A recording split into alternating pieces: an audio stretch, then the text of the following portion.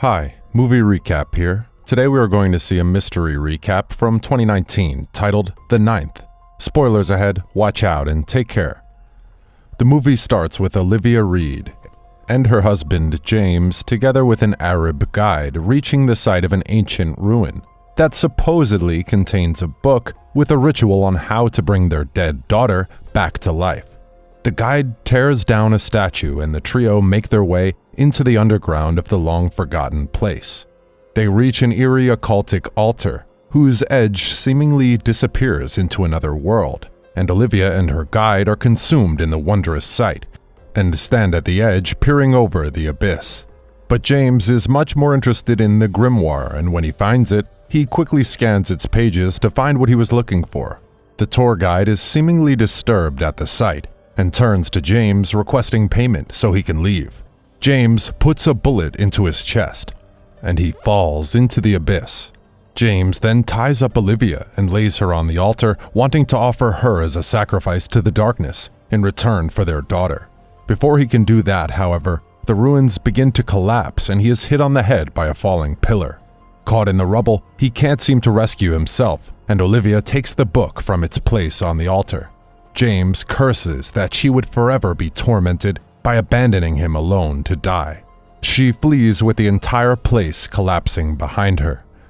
It appears this is all a dream, and Olivia suddenly jolts up from it at her sponsor's Vasily Golitsyn place.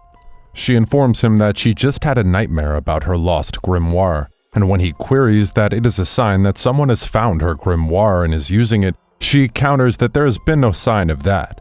If it had been so, she would have known. Meanwhile, Colonel Sergei Rostov is undercover in the slums of St. Petersburg. He approaches some men talking about the recent death of a young girl, killed horrifically by getting her mouth sewn shut. He quips that it is Vlaminsky gang out to play, and immediately draws their ire. When he defends the young boy who has been following him, begging for coins, he outs himself as an undercover officer, and gets into a four-way fight with no chance of him winning. He is saved by Fyodor Ganin, who fires a bullet into the air, dispersing the gang. They go to the site of a new murder, where a young woman is lying dead on the leg of a statue. Her chest is split open, and they find a hard-boiled egg inside her, with a ritualistic pentagram drawn on it. They decide to find an expert in rituals for more information, and they approach Vasily Golitsyn, an amateur magic practitioner. He gives them little information, and they decide to attend one of his spiritualist shows he organizes together with Olivia to get more information. But Fyodor and Rostov are too loud and disruptive, disturbing Miss Olivia in her performance. They are scolded, but Miss Olivia continues with her show to abate their unbelief and summons the spirits of everyone's dear person in the room. The two officers are shocked. Rostov approaches Miss Reed alone in her carriage and asks for her help in solving the case. She cunningly refuses to provide him with information on the precipice that the police are yet to find her missing grimoire. They go meet a rat from the slums named Gopher for information on the killer committing these heinous murders. But Gopher informs them that everyone in the slums is terrified and wants to know who the killer is. They're saying it is the devil. They don't believe him, and when Fyodor demands his money back, he runs away, tricking them with a crumpled piece of paper for money. At the same time, Vasily is paying a young seamstress for her work, cleaning the sheets he had used for his ritualistic magic practice. She goes outside in the dead of night, but is attacked by a limping man who overpowers her. He puts her in a carriage and takes her away. She becomes the next victim. Fyodor comes to the office the next morning, tired from trailing Olivia the whole night. He informs Rostov that Miss Olivia didn't do anything suspicious last night. Rostov, in a flash of inspiration, figures out the next murder will be at Kazan Cathedral, but an officer soon interrupts them with news of a dead body found at Kazan Cathedral. It is the young seamstress with her eyes gorged out and sewn with blankets. Rostov goes to Olivia's place to get a reading of a ring she says belonged to the dead woman. When he realizes he would not leave without answers, she decides to do a private reading for him, but at a steep price.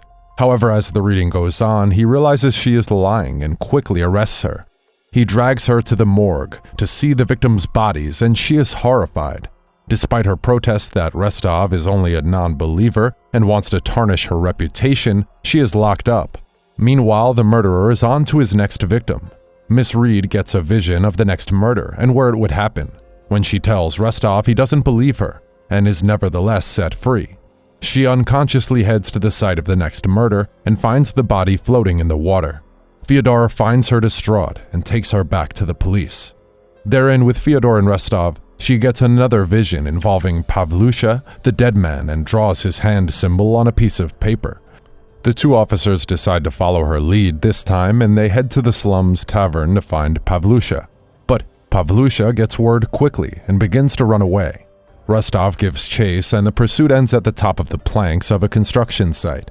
At the top of the building, Pavlusha confesses that he did not kill the young girl, but bumped into the man who did in the dead of night. He narrates how he saw him carrying her body in the dead of night.